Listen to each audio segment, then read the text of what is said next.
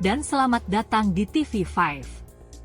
Pada kesempatan kali ini, kami akan mengundang Anda ke salah satu tempat bersejarah yang memiliki nilai penting dalam sejarah Indonesia, yaitu Monumen G30S PKI. Monumen G30S PKI yang terletak di Lubang Buaya, Jakarta Timur, adalah sebuah tempat bersejarah yang mengingatkan kita akan peristiwa tragis dalam sejarah Indonesia pada tahun 1965. Monumen ini didirikan untuk mengenang pahlawan-pahlawan yang gugur dalam peristiwa G30S PKI, yang merupakan upaya kudeta yang gagal pada masa itu. Monumen ini menjadi salah satu destinasi wisata sejarah yang penting di Indonesia. Rekan kami, Cecilia dan Hadiman Amri akan mengajak kita berkunjung ke Monumen Pancasila Sakti sambil mengenang jasa pahlawan. Halo teman-teman semua, kita dari kelompok 2 ingin pergi ke Museum Pancasila Sakti. Jadi di sana itu banyak peninggalan-peninggalan sejarah tentang G30S PKI. Nah, tentunya di sini saya tidak sendiri, ada Sofa. Halo Sofa. Halo. Ini juga ada Cecilia. Halo guys. Kita juga nggak cuma berempat doang. Kita ada satu anggota lagi yang menjadi supir kita untuk ke Monumen Pancasila Sakti. Ngebut-ngebutan tuh. Namanya Gian guys. Oke guys, saksikan nanti vlog keseruan kita di Monumen Pancasila Sakti. Bye bye.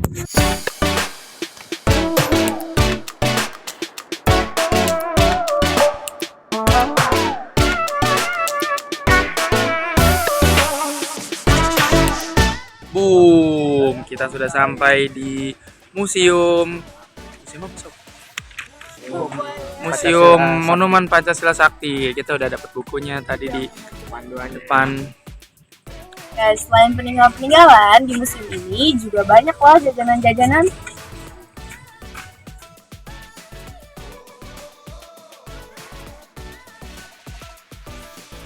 Di sini harus membaca mapnya biar nggak nyasar. Karena di sini tuh tempatnya luas banget. Jangan sampai kalian tersesat di tempat ini. Halo guys, di sini saya lagi di kantin umum yang menyediakan banyak berbagai jajanan. Ada pop nih, ada cemilan-cemilan. Pokoknya enak deh, kalian harus cobain. Ayo.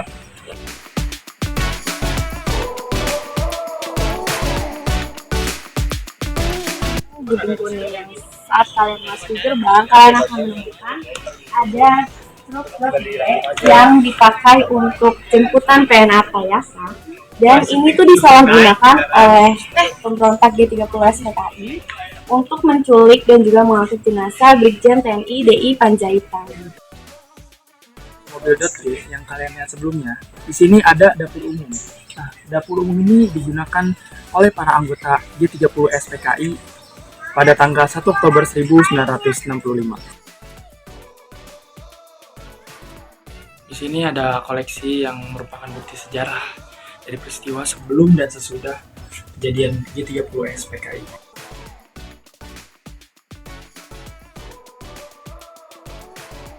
Tempat ini merupakan pos komando yang di dalam ruangan ini digunakan oleh pihak komunis untuk membahas merencanakan penyerangan. Jadi monumen yang identik dari patung-patung pahlawan revolusi yang menegakkan keadilan dalam perlawanan G30S PKI. Ya, mereka merupakan tokoh penting bagi bangsa kita karena sudah mempertahankan ideologi bangsa. Di sini adalah ukiran ilustrasi mengenai peristiwa 30S PKI.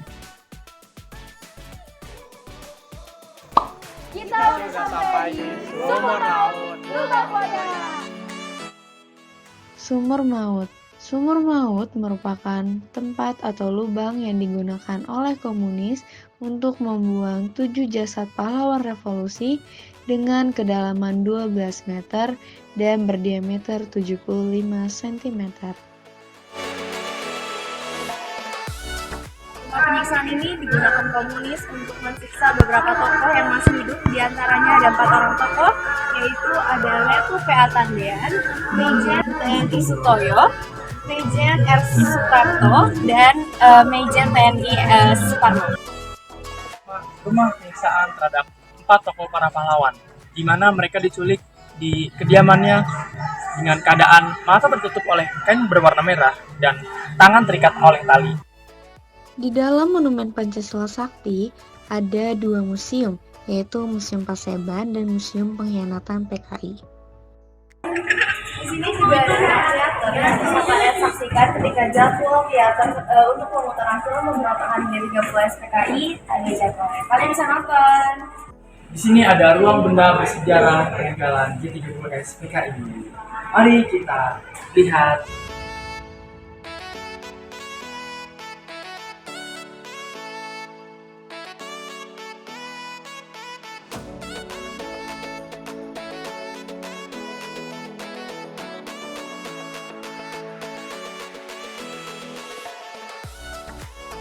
Kita sedang berada di Museum Pengkhianatan PKI, di mana di sini ada beberapa proses terbentuknya PKI dan akhir dari pemberontakan G30S PKI di setiap wilayah.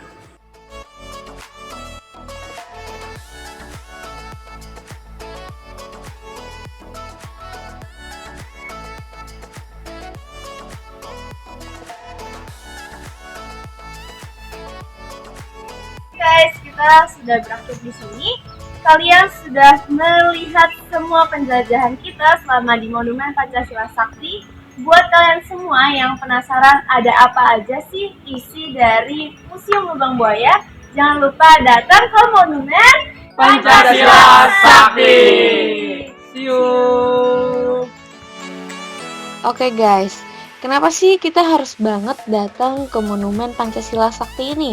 Nggak hanya sebagai peninggalan sejarah saja, museum ini terdapat sekali makna dan juga manfaat bagi kita sebagai pelajar, di mana kita bisa banyak mengambil pengalaman dan juga motivasi-motivasi dari setiap perjuangan yang dilakukan oleh para pahlawan revolusi yang telah mendahului dan telah berjuang untuk membela keadilan.